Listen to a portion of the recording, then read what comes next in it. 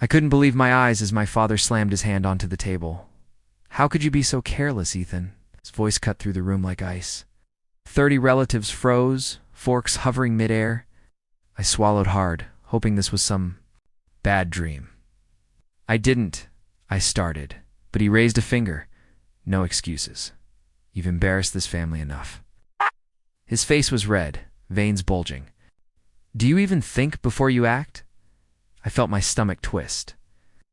"Dad, I swear all you want, but I trusted you, and you failed." Again, his glare was worse than any punishment I'd ever received. Mom's hand trembled slightly. As she reached for the napkin, she didn't meet my eyes. I knew she wanted to speak, to defend me, but something held her back. "I didn't fail," I whispered, voice shaking. "I followed the instructions exactly." "You followed instructions?" Dad scoffed, leaning back in his chair. "Instructions? You're 20 minutes late delivering the report?" "Everyone knows it now." I glanced around. Cousins snickered. Aunt May raised an eyebrow, smirking ever so slightly. Uncle Roger muttered something under his breath, and my brother shifted uncomfortably in his seat. 30 sets of eyes burned into me, judging. I'm sorry," I said, feeling the weight of every stare. My heart pounded. I wanted to explain. To scream, to vanish sorry? "Sorry doesn't fix anything, Ethan. You've ruined the evening, ruined me." His words were sharp, final. My voice cracked. "I didn't mean to. I was careful, he bellowed. "Careful doesn't cut it in this family. You think the world owes you forgiveness? Think again." I could feel the heat rising to my cheeks. Embarrassment curled into anger. I clenched my fists under the table. "Dad, I didn't. You didn't? What? Did you even think for a second?" "No, you never think." His words stabbed at me. Everyone makes mistakes. I snapped louder than I intended. The room went quiet. My words hung in the air. Some relatives exchanged glances. Others held back smirks. Dad's eyes narrowed. "And yet, somehow, it's always your fault. You're the weak link in this family, Ethan. Always have been." I froze. Weak link. My stomach sank. My brother shifted again, looking guilty but silent. Mom's lips pressed together, her hands folded in her lap. No one dared say a word. I wanted to vanish. I'll fix it. I promise I'll fix it." I said, barely above a whisper. "No, enough promises." Dad slammed his hand again, rattling the dishes. "You stand here humiliating me with your failures, and you have the nerve to promise? Pathetic." The cousins giggled behind their hands. The aunts whispered. I felt small. My chest tightened. Tears stung my eyes, but I refused to let them fall. I couldn't give him the satisfaction. From the corner of the room, I noticed Alex. He wasn't laughing. He wasn't whispering. He sat with a neat stack of files in front of him, eyes calm, assessing.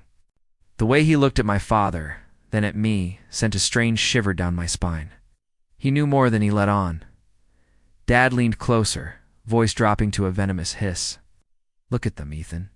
30 people all here to celebrate. And what are they? See, you failing, you've made me a joke." I gritted my teeth. I didn't do anything wrong. The report. It wasn't my fault. He slammed the table again. "Not your fault? You think I don't know? Everyone knows it was your responsibility. Everyone knows you dropped the ball." I felt something snap inside me. I followed the instructions. The report was changed last minute. "You dare blame someone else?" he roared. "Don't you dare. You have no backbone, Ethan. None." The room went silent. Even the whispers and smirks vanished. I could hear the tension pressing against my eardrums, sat frozen, burning with humiliation. Mom's eyes met mine briefly. She looked torn. I knew she wanted to say something, to defend me, but the fear in her eyes kept her silent. I wanted to yell, to run, to hit something. "Dad, please. Please." "You'll learn respect the hard way," he snapped. "Tonight, right here, in front of everyone. You are grounded. For a month. No excuses. You hear me?" Aunt May gasped softly. Uncle Roger's jaw tightened. I could feel the weight of 30 pairs of eyes staring at me. My face burned, grounded, in front of everyone. I didn't answer. My throat was tight. My hands shook. I wanted to vanish into the floor. Dad's voice softened slightly, almost mockingly. I hope you understand, Ethan. This is for your own good. One day you'll thank me. I stared at him, eyes wide, chest heaving. Thank you, I whispered. Disbelief lacing every syllable. He smirked, satisfied with his power. Exactly. Now, sit down and be quiet. I obeyed. I felt 30 eyes on me, judging every shiver, every blink. My brother gave me a sympathetic glance. Mom's lips pressed together tightly. Alex watched silently, flipping through papers without. But I didn't. I didn't dare. Not here, not now. His calmness was unnerving, like he could see the threads of this humiliation unraveling already. Dinner continued. I pushed the food around, my plate unable to swallow. Cousins whispered. Aunts and uncles exchanged glances. Every laugh felt like it was aimed at me. I could hear Dad telling another story, clearly ignoring my presence entirely. I felt trapped. 30 relatives, my father's words ringing in my head, and the taste of shame on my tongue. I wanted to vanish, to escape, to scream. I couldn't. I was powerless. Later, when the dinner ended, I retreated to my room. My hands shook. I slammed the door and sank to the floor. Why? I whispered to the empty room. Why does he do this to me? My thoughts spiraled. Was it me? Was it something I did? Or was it just him always needing someone to make an example out of? The anger mixed with hurt, and I felt hollow. From the corner of my eye, I still saw Alex sitting calmly in the living room, gathering his files. There was a strange weight to the way he looked at my father, then at me. I didn't know it yet, but he was going to matter. He knew things. My father was hiding. I curled up on the floor, trying to quiet the storm inside me. The humiliation, the shame, the anger, they all tangled together. I questioned everything I thought I knew about my family. Every word from Dad's mouth replayed in my head. Every whisper from my relatives echoed. And I realized one terrifying truth. Tonight wasn't over. It wasn't just the grounding. The public shame, it was the beginning of a reckoning I didn't yet understand. I lay there, staring at the ceiling, stomach churning, heart pounding, thinking about Alex, thinking about my father, and wondering, what had I really walked into? The night felt endless. Alone, humiliated, and powerless, I didn't sleep. My mind raced with questions I couldn't answer. One thing was certain. I would remember this night. Every detail, every word, every look, and I wouldn't forget Alex's calm, knowing stare. The next morning, my head still throbbed from last night's humiliation. I could feel my father's words echoing in my skull with every breath. I didn't want breakfast. I barely wanted to breathe. "Ethan," my dad said as I stepped into the kitchen. His tone was casual, almost friendly, but I knew better. "About last night." I clenched my fists under the table. "About last night. You humiliated me in front of everyone. That's what I remember." He raised a brow. "I did what any father would. You need discipline. You need to learn responsibility." Discipline. That was public shaming. My voice rose despite my attempt to stay calm. "I followed the instructions, Dad. It wasn't my fault the report got changed last minute." He scoffed. "Don't try to pin this on circumstances. You're always looking for excuses. That's why you keep failing." "I'm not failing. You're lying. I did everything right." I slammed my hands on the counter. Mom flinched but stayed quiet. Dad leaned forward, smirking. "Lies. I've been managing this family for decades, Ethan. I know the truth. And you'll learn it the hard way." I wanted to scream. "You don't know the truth." "Oh, I know plenty," he said, voice calm now but sharper than steel. "More than you can imagine. Don't forget that." I swallowed hard. My anger mingled with fear. He wasn't just angry. He was hiding something. Something big. Later that day, I couldn't focus at school. My best friend, Jamie, noticed immediately. "You okay, man?" Jamie asked during lunch. He slid his tray over. "You look messed up." I shook my head. "I'm fine." Jamie didn't look convinced. "Fine. You walked in like a ghost. Everyone's staring. You've barely said a word."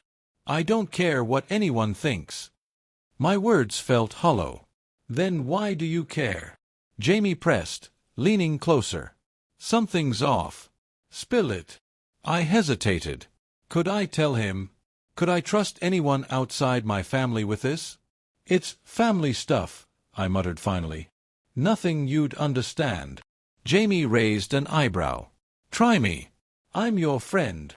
I got humiliated. Publicly. My dad. My words faltered. The memory of all 30 eyes boring into me made my chest tighten. He humiliated me in front of the entire family last night. And it's not the first time. Jamie frowned. "Damn, Ethan, that's rough. But you can't just let him do that forever. You need a plan." "I don't have a plan. I'm stuck." I felt helpless, hopeless. "Stuck doesn't suit you," Jamie said firmly. "You've got brains. You can fix this. You just need to see the bigger picture." I nodded, though I wasn't sure I agreed. The bigger picture felt like a black hole. That afternoon, my phone buzzed. It was Alex. I froze before answering. "Ethan," he said, voice low and serious. "I need to meet you. Privately." "Alex." "The lawyer." I whispered, glancing around the empty hallway. "Why?" "There are documents. Things your father is hiding. Things you've never seen. I think you should know." My heart skipped. "Documents? What do you mean?" "Meet me at my office. Discreetly. Now isn't the time to talk over the phone." I hesitated. Could I trust him? Was this a trap? But desperation outweighed doubt. "Fine. I'll be there." I arrived at his office, nerves frayed. The city noise felt distant as I walked in. Alex's office was calm, almost cold, papers stacked neatly on his desk. He motioned for me to sit. "Sit," he said quietly. "I'll make this quick." I obeyed, chest tight, hands shaking slightly. "Your father isn't exactly what he seems," Alex began.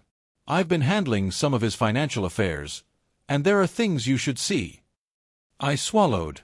"What things?" He placed a thick folder in front of me. "This is everything I could find. Contracts, statements, emails. Things that reveal just how much your father manipulated situations against you." I hesitated, fingertips brushing the folder. "Manipulated?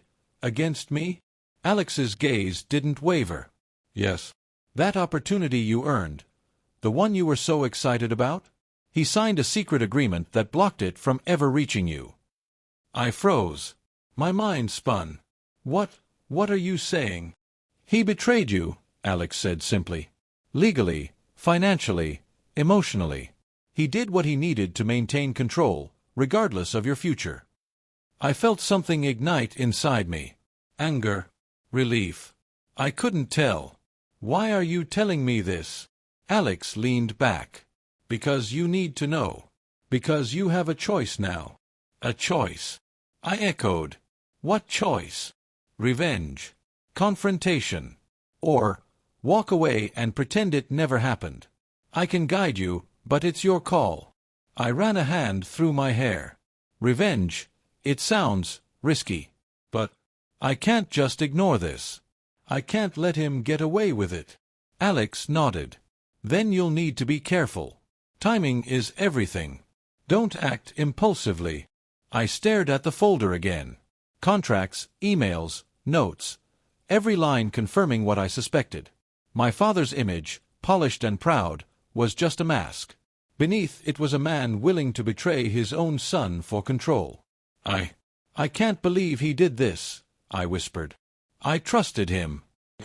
I thought he had my back." "Trust is a tricky thing," Alex said softly. "Sometimes the people closest to us are the ones who hurt us the most. But now, you have power you didn't have before."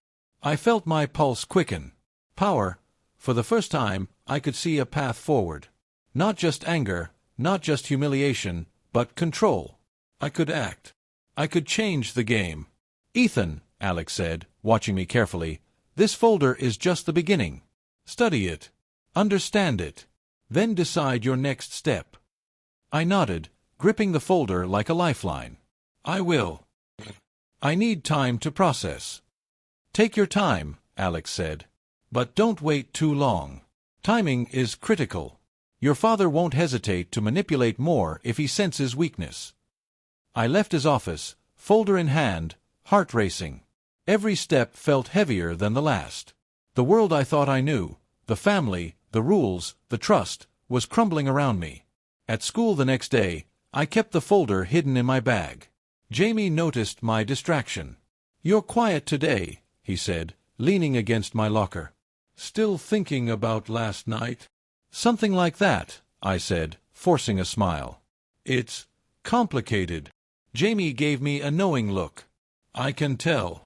But hey, whatever it is, you've got options now. You can handle it." I nodded, but inside I felt a storm brewing. The humiliation, the betrayal, the anger. It was all converging into one thing, a plan. Not impulsive, not reckless, but a plan. I went home that evening, folder in hand, heart pounding. Every page I turned revealed more than I expected. Secret deals, manipulated finances, backhanded agreements, all proof of my father's betrayal. I whispered to myself, barely audible, "So this is how it is. He's been controlling everything. But not anymore. Not if I can help it." The fire inside me flickered and grew. I realized that revenge wasn't just possible, it was necessary. And for the first time, I felt a strange mix of fear and exhilaration. I wasn't just the powerless kid anymore. I could fight back. As I closed the folder, I looked around my room, imagining the look on my father's face if he knew I had discovered the truth. I smiled faintly, a small spark of satisfaction. Alex was right. I had a choice. And for the first time, I understood the power that came with knowing the truth. I spent the next few days buried in the folder Alex gave me. Every page I turned, every email, every contract, every backhanded note felt like fuel. I wasn't just angry anymore, I was calculating. Jamie noticed. "You look different," he said during lunch. "Like, you're plotting something." "I am," I admitted, lowering my voice. "I can't let him get away with this. Not anymore." "Revenge?" Jamie asked, eyes wide. "That's dangerous, man." "It's not reckless," I said, trying to convince myself more than him. "It's strategic. Calculated." He shook his head. "Just be careful. Once you start down that path, there's no turning back." I nodded, though a part of me craved it, the justice, the exposure, the truth finally breaking through. That evening, I called Alex. "I've reviewed everything," I said when he picked up. "I need guidance. Where do I start?" "Slow," he advised. "Don't rush. Observe. Gather more evidence if you can. Timing is everything." "I've got some leads," I said, my voice low. "I know which of his associates can tip me off." "Good," Alex replied. "Remember, Ethan, your father is clever. He expects loyalty. You have to be smarter." "I know," I said. "I'll be careful." The next morning, I met my cousin, Mara, who'd always seemed indifferent to family dramas. I needed an ally, someone who could give me insight from inside. "I'm helping you," she asked, raising an eyebrow. "You don't have to," I said. "But I need someone I can trust. Someone who sees what he's really like." Mara smirked, leaning back against the railing. "You think I don't see it already?" "I know you do," I said. "But I need proof. Emails, financial records, contracts, anything that shows what he's done behind the scenes." She nodded. "I can get some things. But you need to be careful. Dad's suspicious. If he catches wind." "I'll be careful," I assured her. "We have to be smart. One wrong move and everything collapses." We spent hours going through old documents she had access to. Hidden transactions, altered statements, off-the-books deals. It was worse than I imagined. My father had controlled not just me, but entire outcomes, keeping people in line to protect his image. "I can't believe he did this," I muttered, hands shaking slightly as I flipped through another file. "All these years." Mara placed a hand on my shoulder. "You're stronger than you think, Ethan. You can handle this. And one day, he'll see you for what you are, not what he wants you to be." I swallowed. I don't know if I can hate him. Part of me still loves him. He raised me, after all. "Love doesn't mean weakness," she said. "You can feel both." Later that week, I decided to test the waters. I met one of my father's associates, a man named Lyle, discreetly at a coffee shop. "You wanted to meet me?" Lyle asked, eyes flicking around nervously. "I did," I said, lowering my voice. "I know things. I know he's hiding stuff. And I need to know the truth." Lyle's eyes widened. "Ethan, are you serious?" "I'm serious," I said firmly. "I can't be manipulated anymore. I need facts." He leaned closer. Some things are dangerous. He's not just your father, he's got power. People do what he wants, or they disappear from the picture." "I understand the risks," I said. "But I can't let him keep controlling everything. I need leverage. Even small bits of truth." Lyle sighed. "I'll see what I can do. But you have to be careful. One misstep." "I'll be careful," I said again. "I'm done being powerless." I left the coffee shop with a strange mix of fear and exhilaration. Every step felt heavier, like I was carrying the weight of the coming storm. But I felt alive in a way I hadn't before. The fire inside me wasn't just anger, it was focus. That night, Alex called. "You're moving fast," he said, voice calm. "Good. But your father might notice small things. Be subtle. Let him underestimate you." "I know," I said. "I'm careful. But I can't wait. I have to gather enough before he catches on." "Then don't waste time," Alex replied. "And Ethan, don't lose yourself in anger. Remember, revenge is only meaningful if it's precise." "I won't," I promised. "I have a plan." The next morning, my father walked in while I was at the dining table with Mara. He glanced at me, suspicious. "You've been quiet lately," he said casually. "Something bothering you?" I forced a neutral expression. "Nothing. Just thinking." He smiled thinly. "Humph. You'd better be careful. Thinking too much can lead to mistakes." I nodded, hiding my pulse racing. I couldn't let him sense anything. Not yet. After he left, Mara leaned in. "He's getting suspicious. Did he say anything unusual?" "No," I said, voice low. "But he's starting to notice small changes. I need to move faster." We spent the day coordinating. Every email, every document, every note became a piece of the puzzle.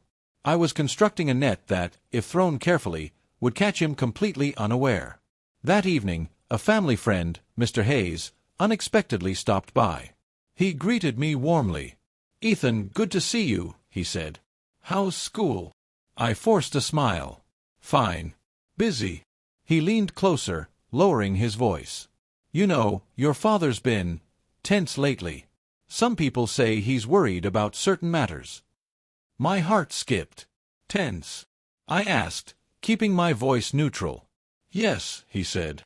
"I won't say more here, but, sometimes, the people closest to him know things he doesn't want them to." I nodded slowly, keeping calm. "I'll keep that in mind." As he left, I felt a strange thrill. My plan was working. The web was being spun, and I was the one holding the threads. Later that night, I sat in my room, folder open, Mara next to me. "Do you ever feel guilty?" she asked quietly. "About everything." I looked at her, hand hovering over a stack of documents. "Guilty? About what?" "About using the truth against him," she said. "I know you're angry. But you still love him, right?" I sighed. "Yeah, I do. But love doesn't fix betrayal.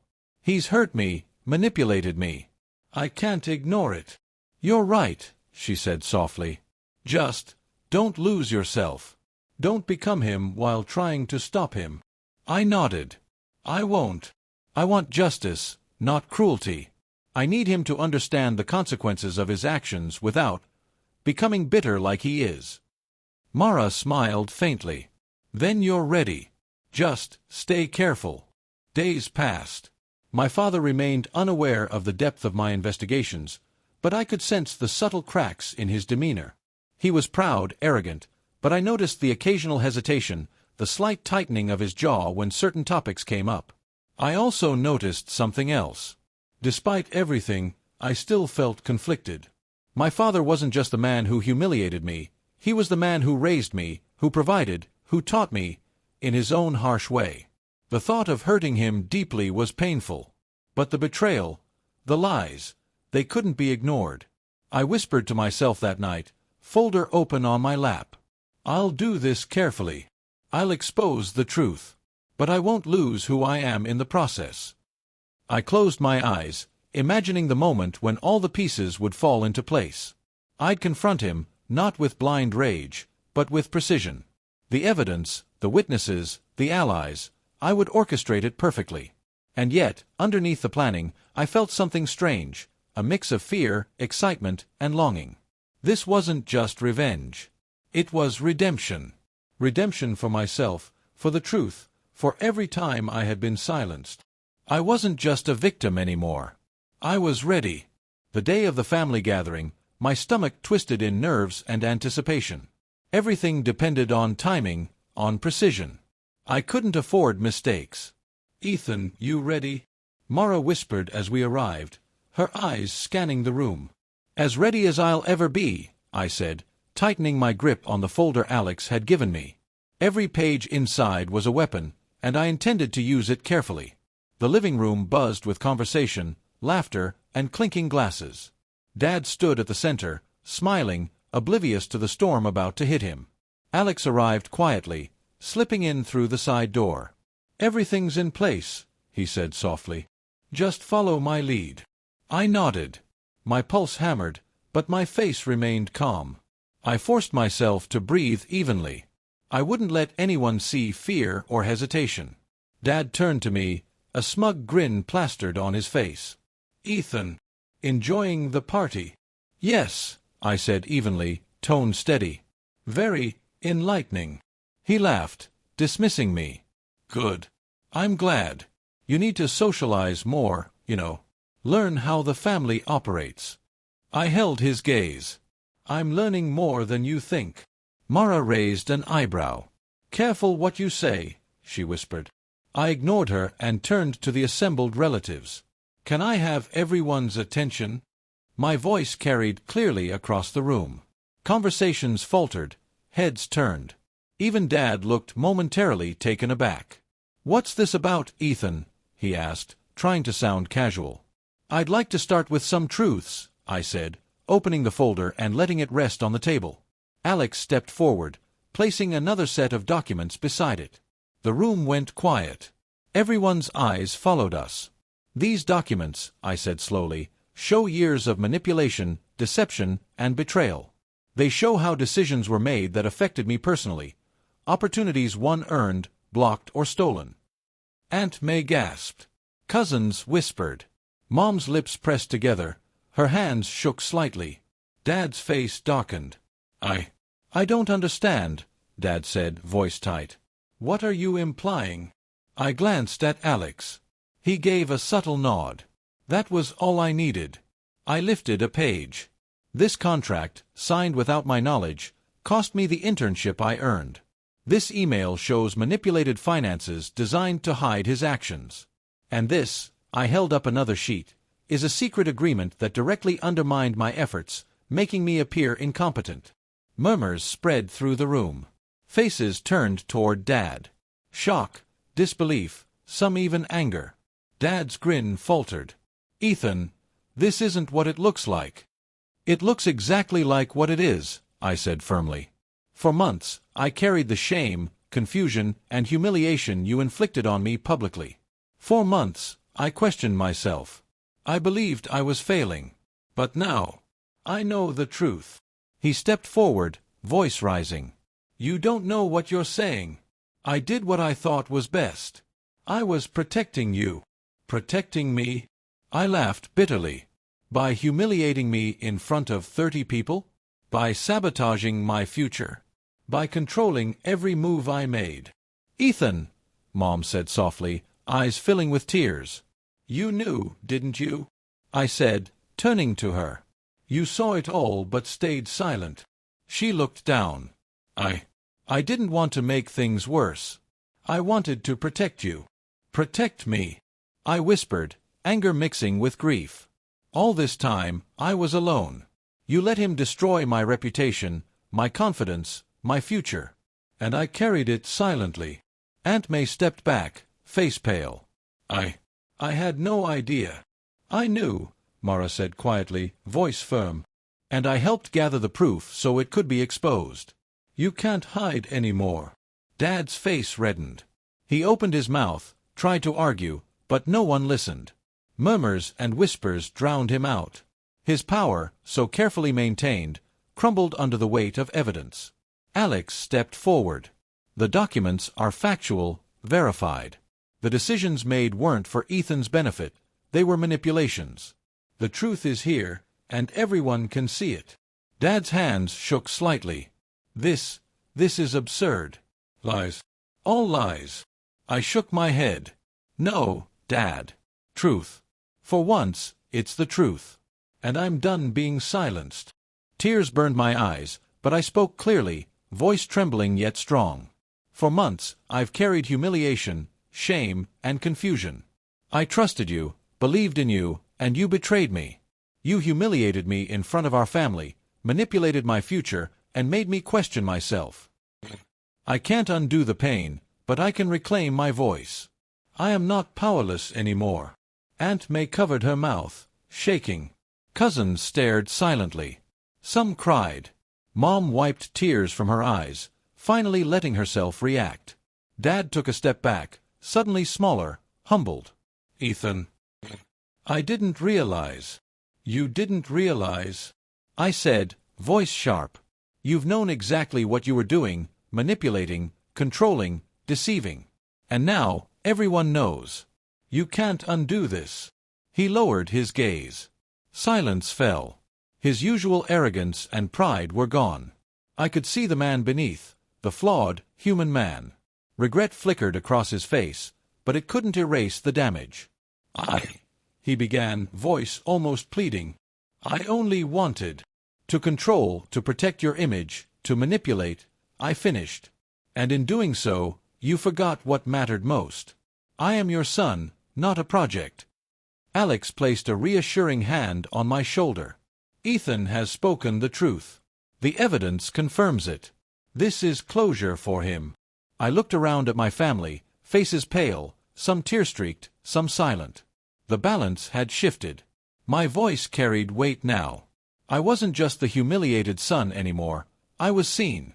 I felt a mix of victory and emptiness. Revenge didn't heal the months of pain. The humiliation, the betrayal, the sleepless nights, they were still there. But I had reclaimed something more powerful. My truth, my voice, and my power. Dad finally spoke, voice quiet. I see now. Ethan. I'm sorry. I nodded, emotions tangled. Apologies don't fix everything. But they're a start. Maybe one day, we can rebuild trust. For now, the truth matters. Mom stepped forward, hands trembling. I'm proud of you for standing up. I just wish I'd been braver too. I embraced her briefly, then let go. I had to focus on the future. Mara gave me a small, approving nod. Alex smiled faintly, eyes calm but satisfied. I glanced at the folder on the table, the symbol of months of struggle, investigation, and courage. I closed it gently, feeling a sense of finality. The room remained quiet, each person processing what had happened. Some cried, some stayed silent, but all had witnessed the shift, the power of truth. I finally let myself exhale. Months of humiliation, secrecy, and manipulation had culminated here. And now, I could begin to rebuild, stronger and wiser. I whispered to myself, barely audible, truth always comes out. And it's what we do afterward that defines us. I didn't know what tomorrow would bring, but I felt ready. I had spoken my truth, faced my father, and reclaimed my life. As the evening drew on, conversations slowly resumed, but the weight of revelation lingered. I sat back, watching, absorbing, feeling. I had won the confrontation. Yet the emptiness reminded me, revenge never heals entirely. It only clears the path to move forward. I had survived humiliation, betrayal, and manipulation. I had taken back my voice. And that, I realized, was more valuable than any victory. The night ended quietly. I closed the door behind me, leaving the chaos behind. My father remained in the living room, subdued but human. Alex stayed with me briefly, giving a nod of reassurance before leaving. I sank into my chair, exhausted but clear-headed. The journey wasn't over, life never is, but the foundation had shifted. I had faced my past, revealed the truth, and emerged stronger. For the first time in months I felt free.